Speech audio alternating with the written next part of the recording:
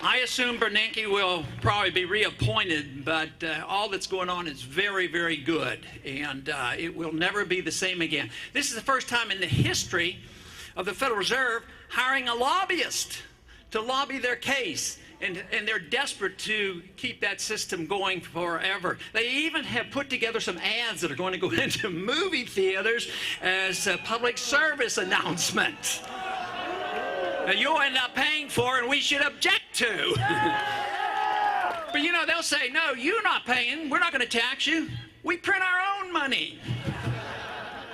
Like that doesn't matter. And that's the whole point. They can create trillions of dollars, dilute the value of the currency, the value of your dollar goes down, the prices go up, distorts the economy. Who suffers the most? The poor and the middle class. Who suffers the most? Who benefits the most? Wall Street and the bankers. Even when the crisis comes, even when the collapse comes, the bubble bursts, and everybody's panicked and they have to run around and do something, who gets bailed out? Wall Street gets bailed out. And, of course, the average guy that was enticed to buy a house that he shouldn't have been buying, they quickly lose their house and suffer the consequences and lose their job. But that is a consequence of the business cycle that doesn't come from free market capitalism. That comes from the Federal Reserve System.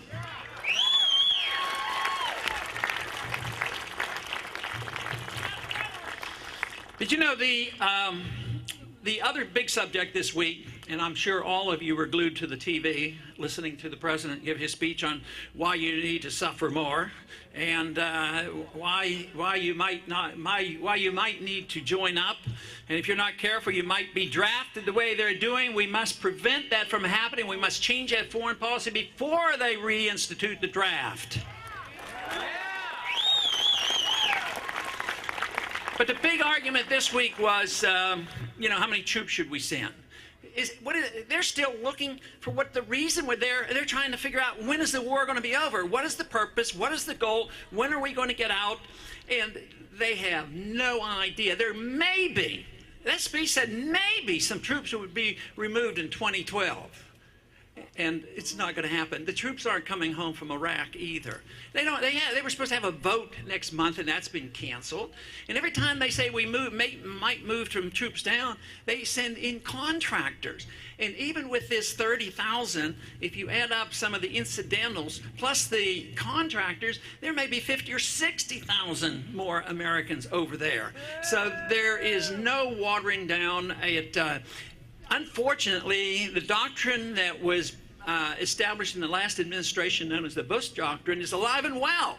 And the Bush Doctrine is the one thing in foreign policy that I feel is one of the worst things that we have done. It's been around for a long time, but now it is stated, it's clear, and the people should have been outraged when it was announced that it is now official policy of the United States that we can start wars, preemptive wars.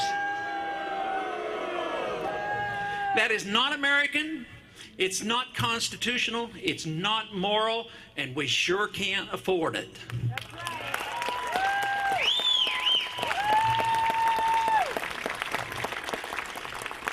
The other thing about the way we've been fighting wars is that just as our financial system is run by a secret Federal Reserve, you know, a lot of what we do in foreign policy is secret too. And I think of as this way, it's secret money and secret wars. We have a CIA that in truth, if you have a free society and you have a republic, you don't need a CIA. You're allowed to have intelligence gathering, but you don't have a CIA running secret wars. The recent stories out now about Blackwater. Blackwater received $1 billion. The guy, Prince, the guy that ran Blackwater, was a CIA agent whose job was to go over there and murder people. I mean, it is an outrage, but it isn't like the CIA hasn't been doing this for a long time, because we're not allowed to know, even in Congress. We can't find out about the CIA, and we can't find out about the Federal Reserve. The Federal Reserve can do deals with other central banks and other governments and other financial institutions. Who knows what they can be financing? But we do know that the CIA was involved in the Iran-Contra affairs. They get involved in wars. They get involved with drugs.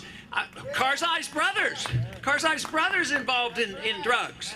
But one thing that we could do about that to make sure there was no incentive is get rid of the war on drugs.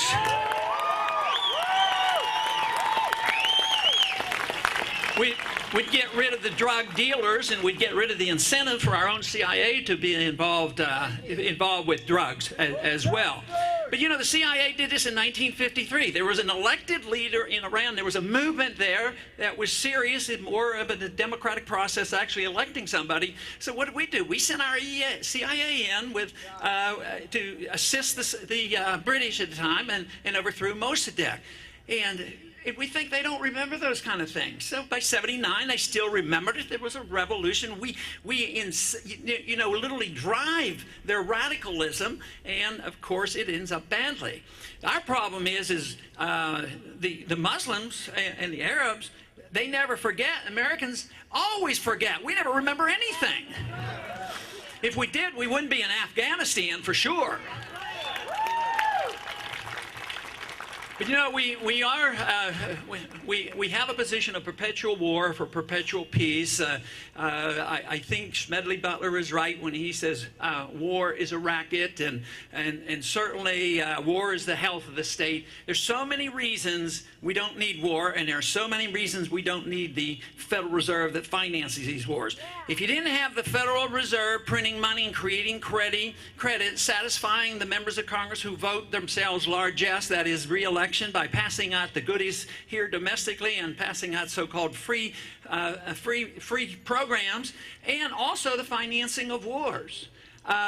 This would all come to an end. Can you imagine how quickly it would come to an end if we just got rid of the withholding tax and made every single citizen pay everything every month for everything we spend up there? The whole thing would come crashing down in no time because the American people would wake up. But the withholding tax system is very, very deceptive, and of course inflation is even more deceptive. But what we really need to do, and it isn't that complicated, just like I said about the monetary policy, the correction is just, look to the Constitution, and at least look to the original intent of the Constitution and the distortion of the 16th Amendment. We could do this country a lot of good and help this economy tremendously if we just got rid of the 16th Amendment, got rid of all income taxes.